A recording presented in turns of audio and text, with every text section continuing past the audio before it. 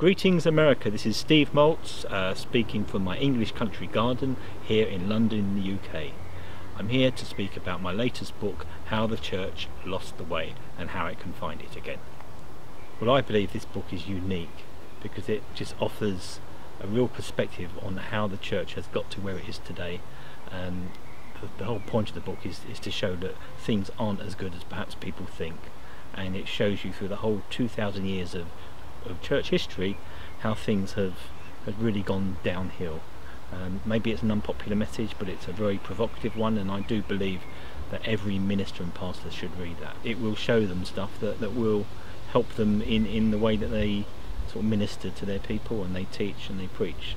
I believe that history is really important. I believe that too many Christians are unaware of their history, and what this book does, it takes them right back to the beginning of the church. It shows them how the church was at the beginning when it was called the Way.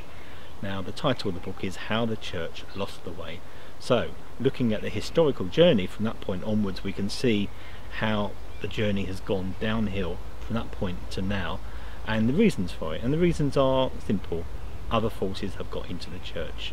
Other teachings, particularly from Greek philosophy, have sort of infiltrated, and so I would say as a virus that has got inside Christianity and has corrupted our beliefs, our conduct, and every aspect of our Christian life.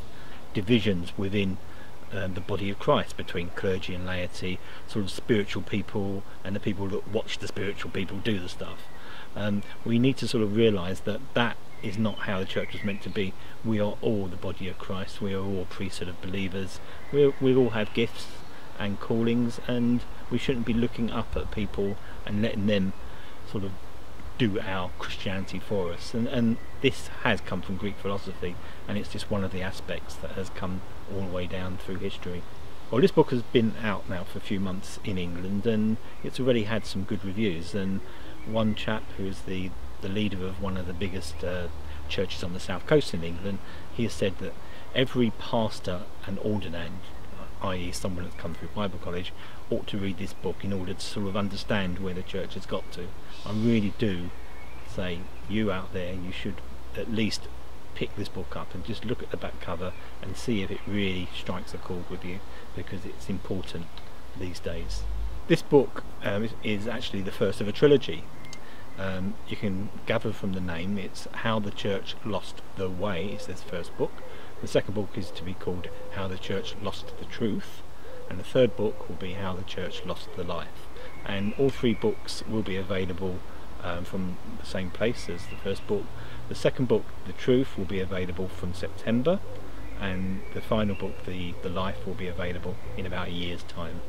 But they all follow the same story that progresses right from the first book, which shows you what has gone wrong and briefly shows you how things can be right again by introducing the Hebrew roots. And the second book really looks at church history and looks at battlegrounds of our faith, areas where Greek thinking has really got in the way of a true perspective. And the third one is basically, how do we live a Christian life by going back to the roots? What can we learn from the apostles and Jesus in the way that we should really be living our Christian life? And there's going to be some real bombshells in that one, and I'm looking forward to actually reading it myself.